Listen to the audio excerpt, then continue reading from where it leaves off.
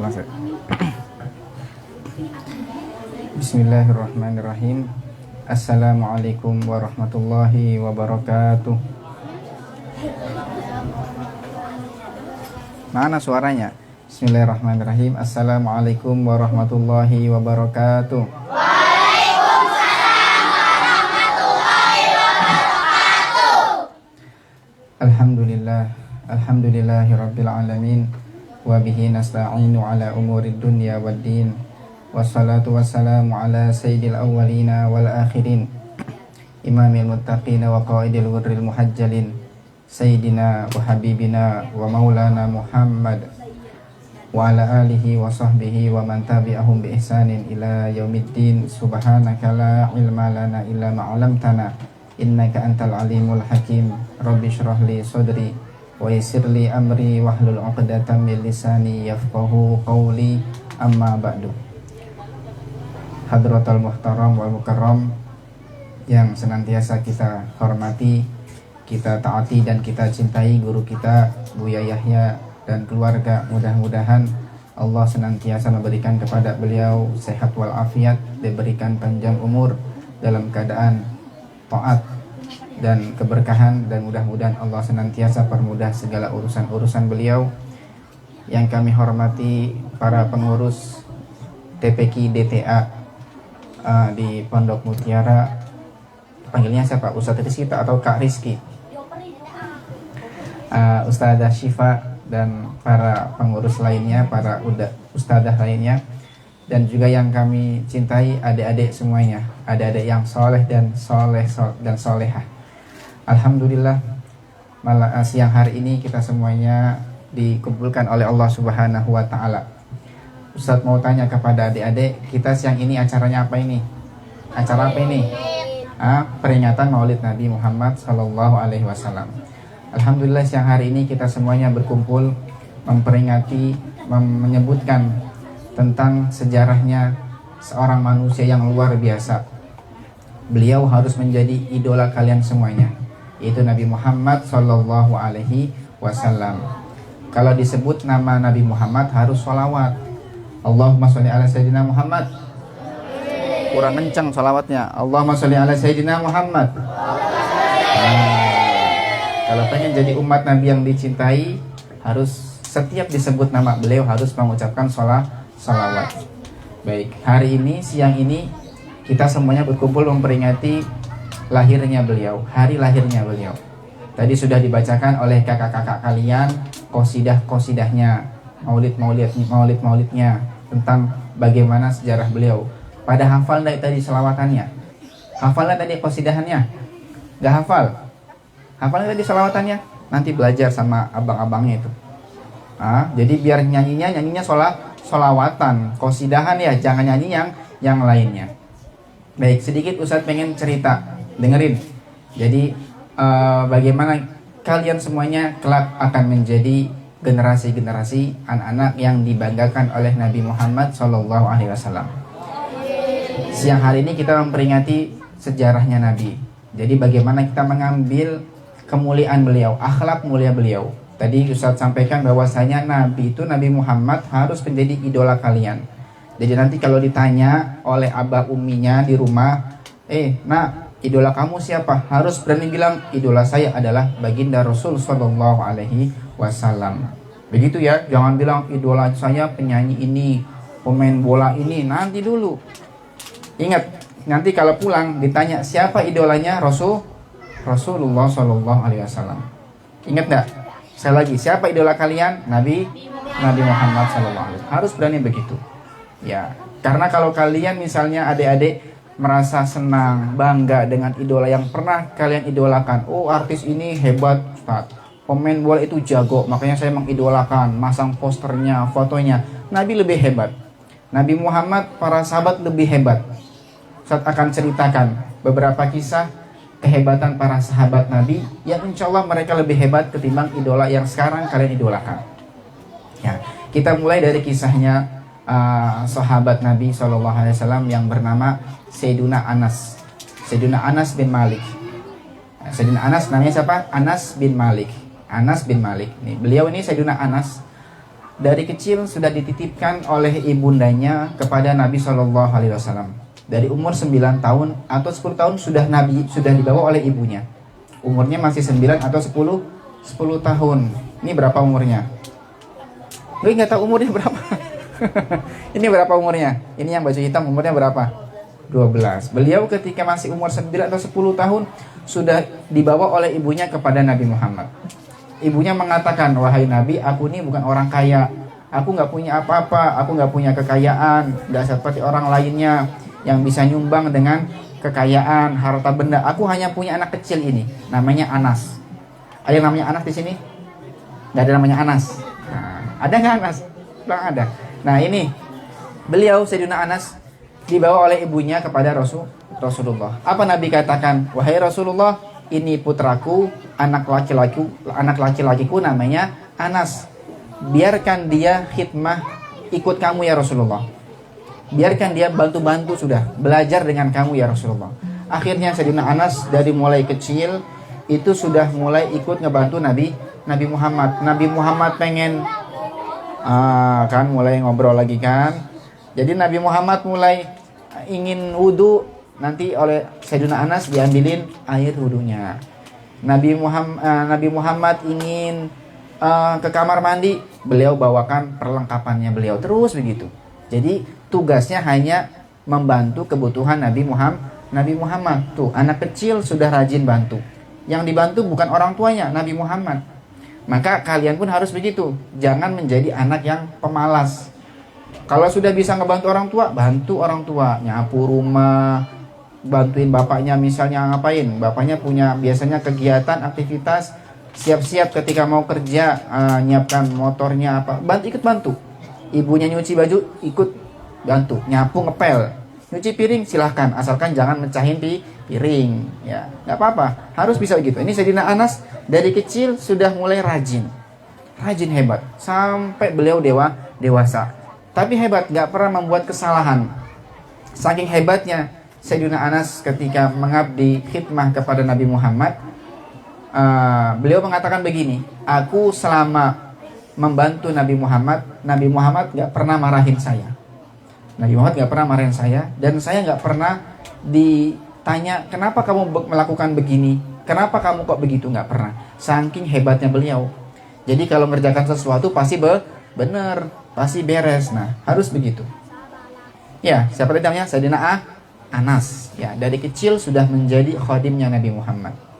Jadi bukan kayak anak sekarang, kecil-kecil sudah mintanya, Mbak beliin kuota HP. Nggak boleh gitu. Harus rajin bantu ibunya. Jangan sampai menjadi anak yang durhaka. Anak durhaka, ingat, anak durhaka itu nggak harus dia itu ngomong kasar dengan orang tuanya. Itu parah durhakanya. Di sini insya Allah nggak ada ya yang suka bentak-bentak orang tua, jangan. Namanya anak durhaka.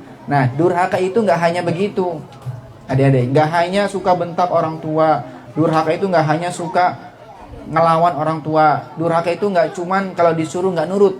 Ada kalanya anaknya dia nggak pernah ngebentak, dia nggak pernah ngelawan, tapi nggak pernah suka bantu orang tua, cuekin. Itu pun namanya anak yang durhaka. Misalnya ibunya di dapur, ibunya lagi di dapur, lagi nyuci piring, lagi kelotak-kelotak, beresin dapur. Dianya malah enak-enakan di depan, di ruang tengah sambil begini. Kan sering gitu ya, sambil begini. Nanti, ma, bikinin es, ma, bikinin ini. Ini namanya durhaka itu. Masa ibunya disuruh jadi pembantu? Nggak boleh gitu. Harusnya ikut bantu. Baik, gitu ya. Itu tadi kisah Sayyidina Anas, luar biasa. Dari mulai kecil sudah menjadi seorang yang punya jiwa besar membantu kebutuhannya Rasulullah Shallallahu Alaihi Wasallam.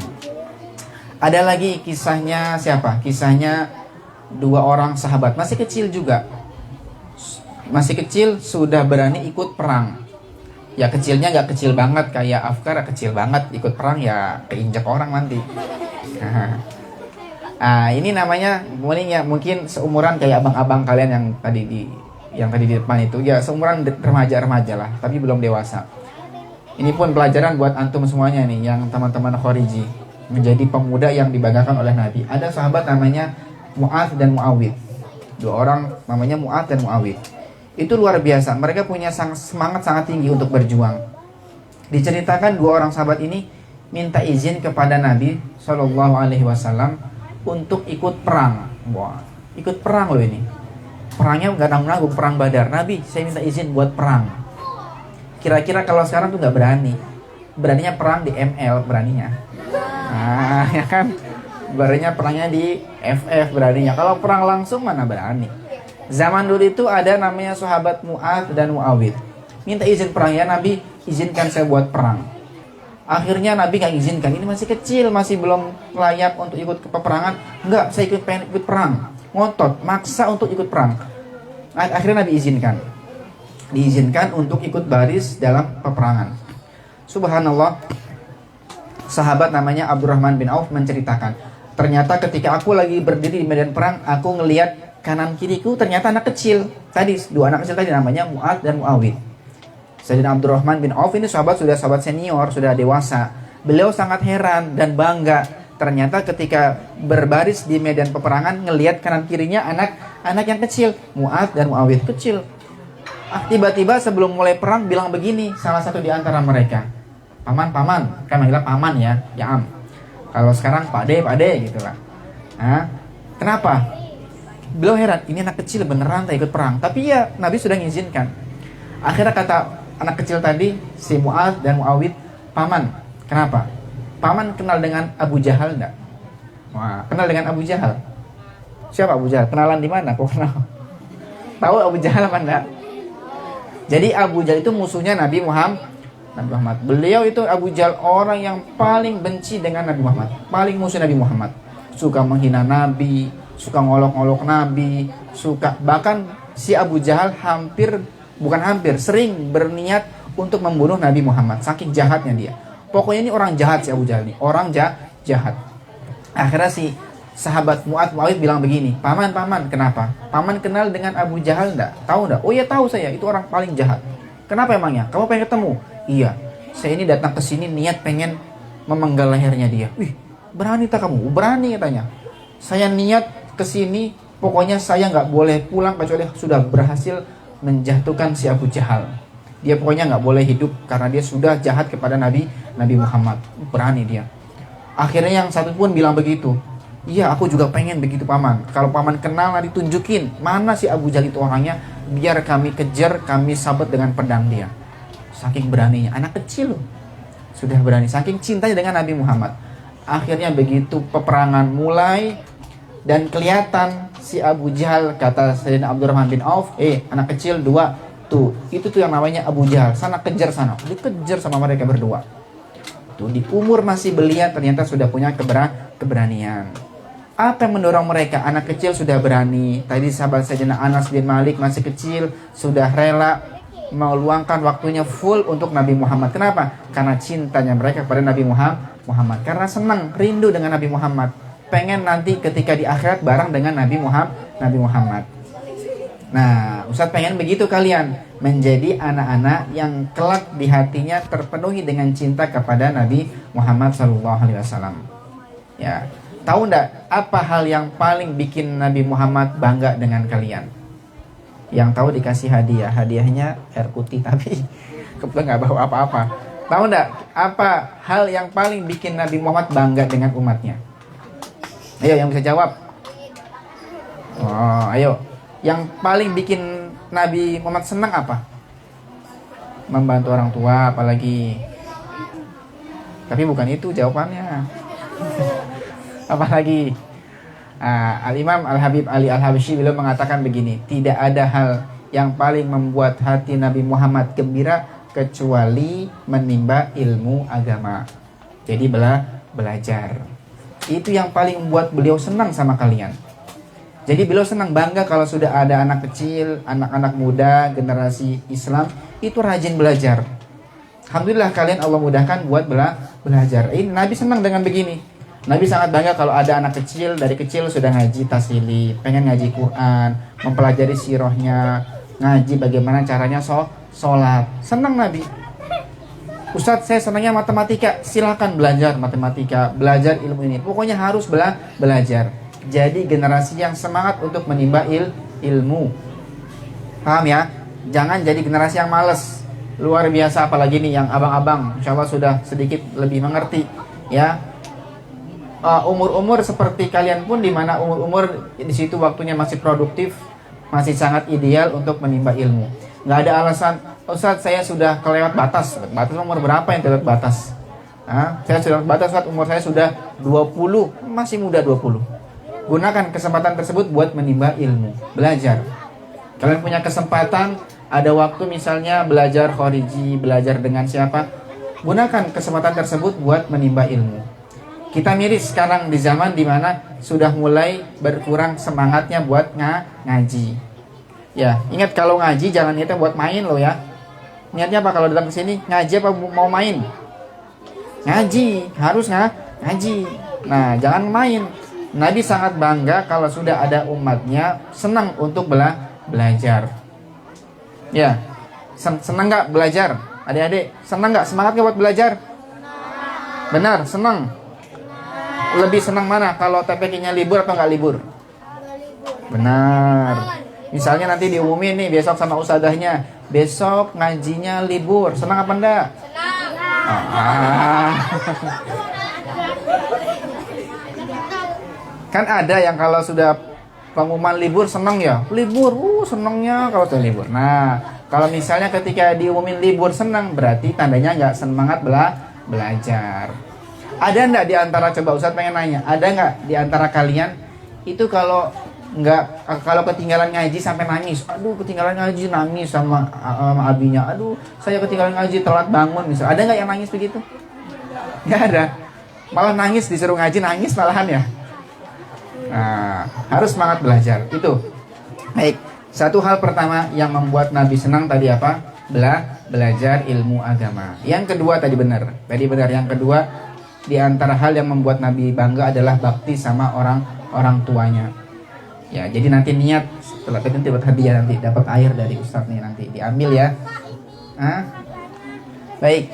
Jadi nanti setelah pulang ke rumah harus bisa membantu pekerjaan rumah membantu pekerjaan orang tua di rumah.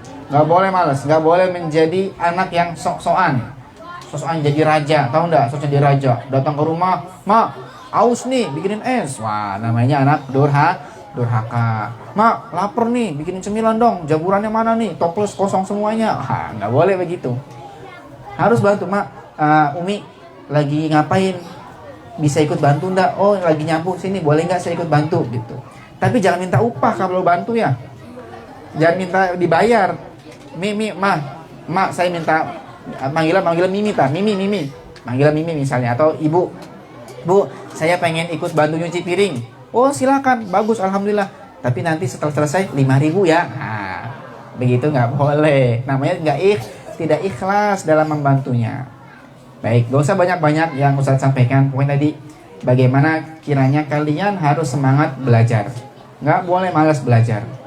Ya, mumpung waktunya masih panjang kalian. Nanti kalau kalian, anak-anak TPQ, kalau umurnya sudah kayak abang-abang tuh yang di belakang tuh, itu sudah lebih malas buat belajar. Harus dikoprek-koprek dulu kalau mau ngaji. Ayo disemangatin ngaji-ngaji gitu. Ini lagi semangat-semangatnya belajar. Ya, nggak boleh. Jadi umat Nabi yang semangat belajar. Nabi senang kalau punya umat yang sukses semuanya. Ada yang sukses di dalam ilmu agamanya, sukses dalam urusan pertanian, urusan bisnisnya. Hebat nanti. Ya, cukup insyaallah ya. Mudah-mudahan Allah jadikan kita semuanya, khususnya kalian menjadi generasi yang soleh-soleha, menjadi anak-anak yang kelak dibanggakan oleh Nabi Muhammad SAW.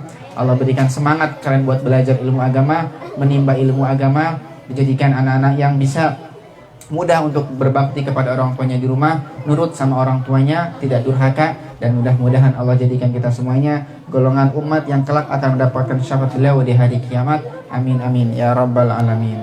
Baik, kita akhiri dengan pembacaan doa maulidnya. Kalau baca doa nggak boleh ribut, harus amin, ikut amin. Ya. Bismillahirrahmanirrahim. Alhamdulillahirabbil alamin. Hamdan yuwafi ni'amahu wa yukafi'u mazidah. Ya Rabbana lakal hamdu kama yanbaghi li jalali wajhika wa 'azimi sultanik. Allahumma shalli wa sallim ala sayyidina Muhammadin wa ala alihi wa sahbihi ajma'in. جعلنا الله وإياكم ممن يستوجب شفاعته ويرجو من الله رحمته ورأفته.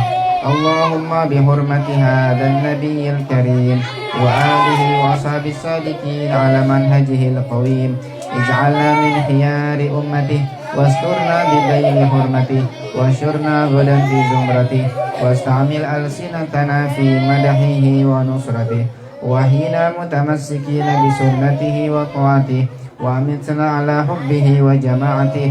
اللهم أدخلنا معه الجنة فإنه أول من يدخلها وأنزلنا معه في قصورها فإنه أول من ينزلها وارحمنا يوم يشفع للخلائق فترحمها. اللهم ارزقنا زيارته في كل سنة اللهم ارزقنا زيارته في كل سنة اللهم ارزقنا زيارته في كل سنة ولا تجعل من الغافلين عنك ولا عنه قدر سنة. اللهم لا تجعل في مجلسنا هذا أحدا إلا غسلت بماء توبة ذنوبه وسترت برداء المغفرة عيوبه. اللهم إنه كان معنا في السنة الماضية إخوان منعهم القضاء عن الوصول إلى مثلها فلا تحرمهم من ثواب هذه الساعة وفضلها. اللهم ارحمنا إذا صرنا من أصحاب القبور اللهم ارحمنا إذا صرنا من أصحاب القبور اللهم ارحمنا إذا صرنا من أصحاب القبور ووفقنا لعمل صالح يبقى سناه على ممر الدهور. اللهم اجعلنا لآلائك ذاكرين ولنعمائك شاكرين واليوم لقائك من الذاكرين واحينا بطاعتك مشغولين وإذا توفيتنا فتوفنا غير مفتونين ولا مخذولين واختم لنا منك بخير أجمعين. اللهم اكفنا شر الظالمين واجعلنا من فتنة هذه الدنيا سالمين. اللهم اجعل هذا الرسول الكريم لنا شفيعا وارزقنا به يوم القيامة مقاما رفيعا. اللهم اسقنا من حوض نبيك سيدنا محمد صلى الله عليه وسلم شربة هنيئة لا نظمأ بعدها أبدا وشرنا تحت لوائه غدا. اللهم اغفر لنا به ولآبائنا ولأمهاتنا ولمشايخنا ولمعلمينا وذوي الحقوق علينا ولجميع المؤمنين والمؤمنات والمسلمين والمسلمات الأحياء منهم والأموات إنك مجيب الدعوات وقاضي الحاجات وغافل الذنوب والخطيئات يا أرحم الراحمين. وصلى الله على سيدنا محمد وعلى آله وصحبه وسلم. سبحان ربك رب العزة عما يصفون وسلام على المرسلين والحمد لله رب العالمين. بسر الفاتحة. أعوذ بالله من الشيطان الرجيم. بسم الله الرحمن الرحيم. بسم الله الرحمن الرحيم. الحمد لله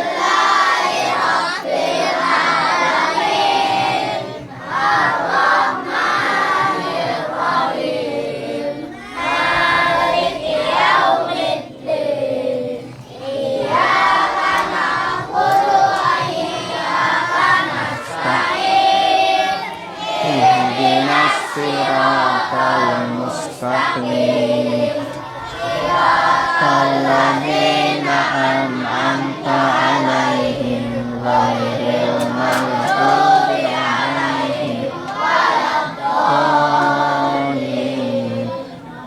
اغفر لي ولوالدي وللمؤمنين آمين يا رب العالمين. Baik, insyaallah cukup ya. Jadi ingat kesimpulannya dua pesan yang ingin Ustaz tekankan kepada kalian yang semangat belajarnya, semangat ngajinya, jangan malas ya. Main game boleh, bermain boleh, sepedaan apa terserah, yang penting jangan sampai lupa belajar. Waktunya ngaji, berangkat ngaji. Kemudian yang kedua, jangan lupa membantu orang tua di rumah. Yang hanya senang main game tapi sampai lupa bantu orang tua, namanya anak tidak berbakti sama orang tua. Insya Allah semoga semua dijadikan anak yang soleh soleha, semuanya bisa berbakti sama orang tuanya. Amin amin ya rabbal alamin. Sekian dari Ustadz, lebih kurang mohon maaf. Wal afu minkum. Wassalamualaikum warahmatullahi wabarakatuh. Waalaikumsalam warahmatullahi wabarakatuh. Apa kasarannya?